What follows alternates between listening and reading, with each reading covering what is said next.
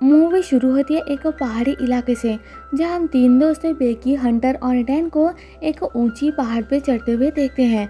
उनमें से बेकी और डैन कपल होते हैं।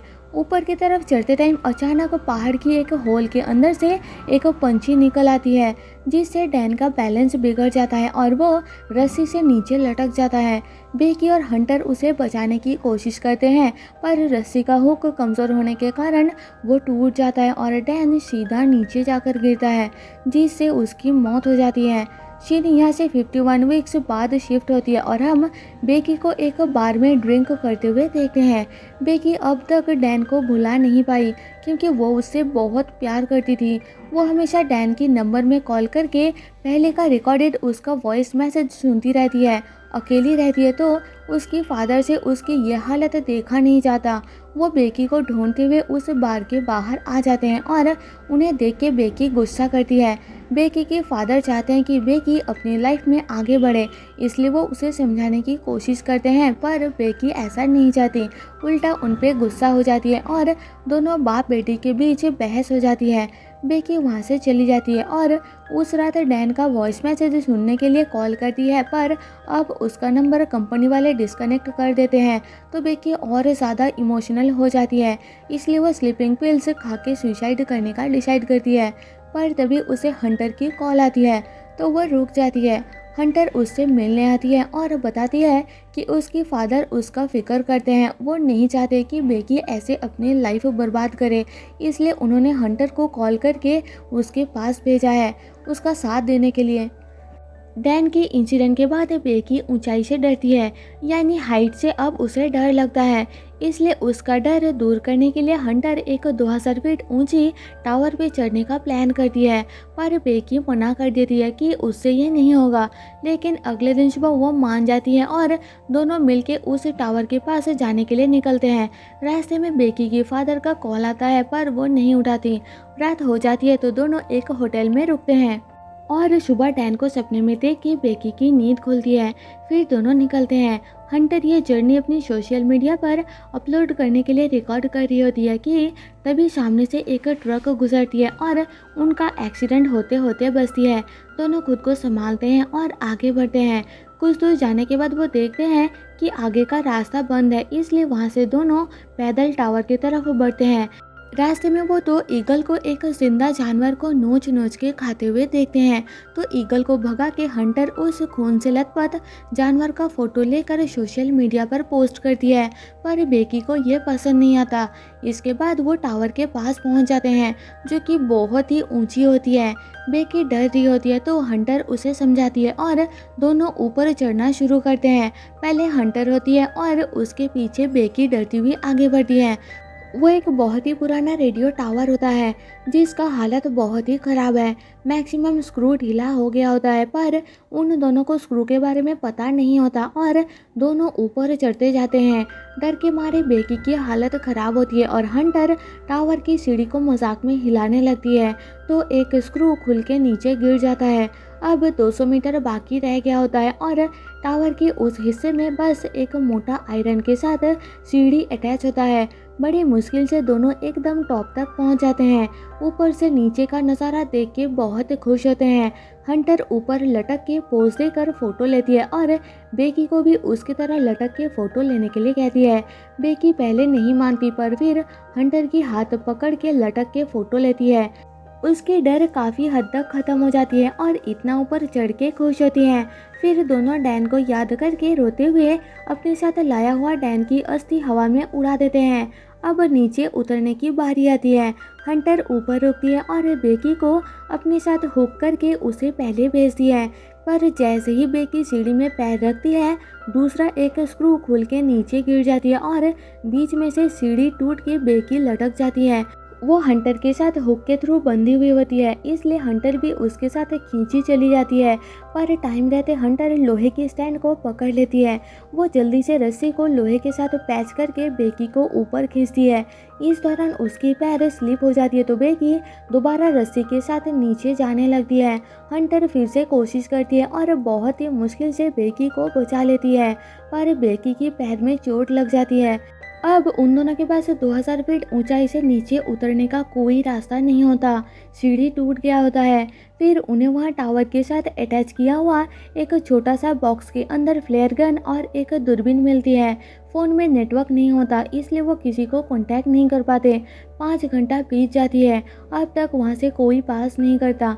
इसके बाद वो मदद के लिए फ़ोन में एक वॉइस मैसेज रिकॉर्ड करके उसे सोशल मीडिया पेज पर अपलोड करने के लिए फ़ोन को रस्सी से बांध के उसे टावर के नीचे की तरफ भेजते हैं, ताकि नीचे टावर आने पर वो मैसेज डिलीवर हो जाए।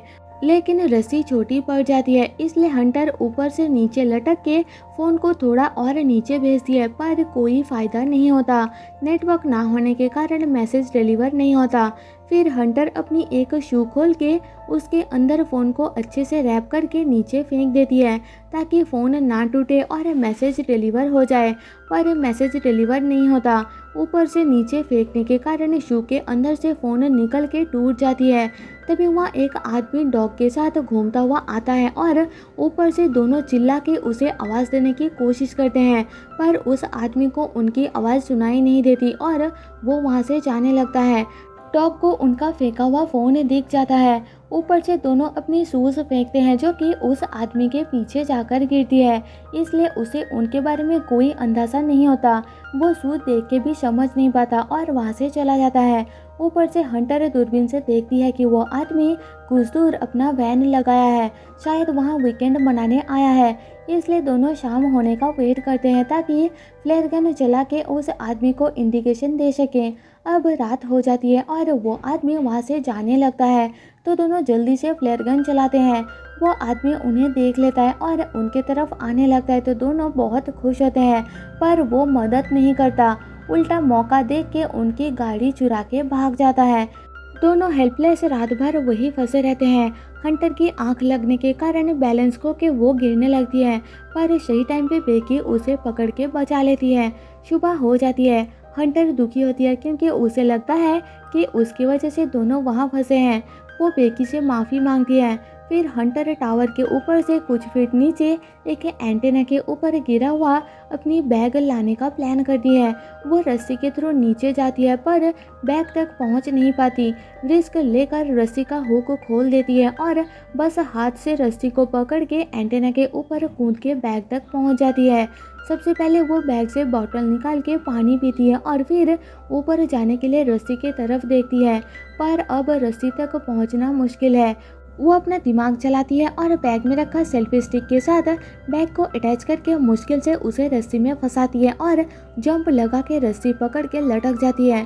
फिर वो धीरे धीरे ऊपर चढ़ती है और बेकी ऊपर से रस्सी खींचती है, पर हंटर स्लिप होकर दोबारा नीचे गिर के लटक जाती है। बेकी को लगता है कि हंटर मर चुकी है। वो डरती हुई नीचे देखती है। हंटर अभी भी जिंदा होती है, पर उसके एक हाथ में चोट लग जाती है, जिस कारण वो खुद अब ऊपर नहीं चढ़ पाएगी। इसलिए बेकी पूरा जोर लगा के उसे ऊपर खींच के बचा लेती है। इसके बाद बैग में रखी एक पेपर में मदद के लिए लिख के उसे बैग में रखा ड्रोन के थ्रू मेन रोड की तरफ भेजने लगते हैं, पर बीच में ही ड्रोन की बैटरी खत्म हो जाती है, इसलिए उन्हें ड्रोन को वापस लाना पड़ता है। उन तक पहुंचने से पहले ही ड्रोन डेड हो जाती है, तो बेकी उसे कैच करके पकड़ लेती है। अब रात हो जाती है और दोनों सो जाते हैं। बेकी सपने में ईगल को हंटर को मार के खाते हुए देख के जाग जाती है। अगले दिन सुबह बेकी टावर के और ऊपर जहाँ रेड कलर की लाइट जलती है वहाँ तक पहुँच के हंटर की गाइडेंस से ड्रोन को चार्ज करने लगाती है।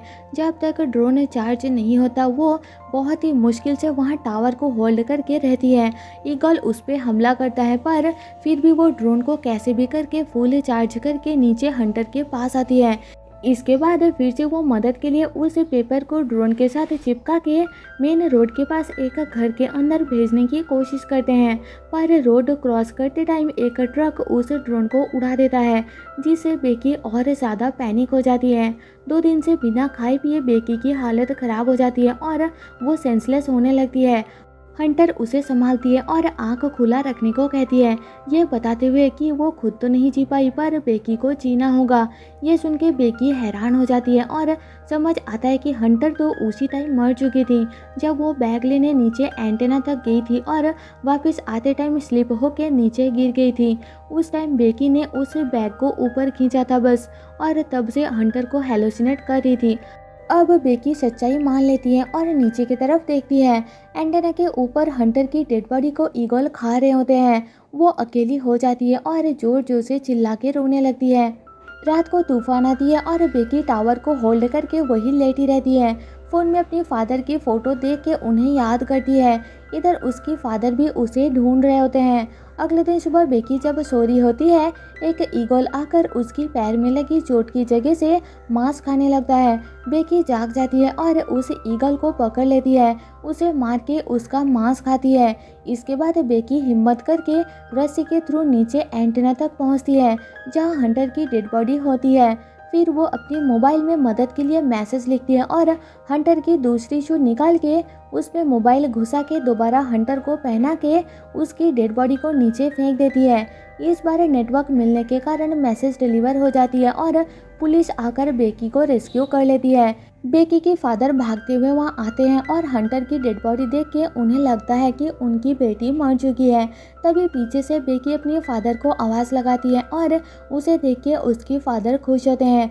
फाइनली बेकी बच जाती है और इसी के साथ मूवी खत्म हो जाती है। तो दोस्तों, जाने से पहले आपसे एक रिक्वेस्ट है कि एक्सप्लेनेशन पसंद है तो प्लीज़ मेरी वीडियो को लाइक और कमेंट करके अपना फीडबैक ज़रूर दें। साथ ही साथ मेरे चैनल को शेयर करें, जिससे मेरे चैनल को ग्रो करने में बहुत ज़्यादा मदद मिल जाएगी। आप मेरे सेकेंड चैनल में इंडियन मूवीज़ की एक्सप्लेनेशन देख सकते हो, जिसका लिंक मैंने नीचे डिस्क्रिप्शन में दे दिया है। उम्मीद है कि इस चैनल के जैसा वहाँ भी मुझे सपोर्ट करेंगे। मैं आपके लिए ऐसे न्यू वीडियोस लाती रहूँगी और उसकी अपडेट्स आपको मेरे दोनों चैनल्स पर मिलती रहेगी। मिलते हैं आपसे मेरे नेक्स्ट वीडियो में, तब तक के लिए stay safe and tata bye bye.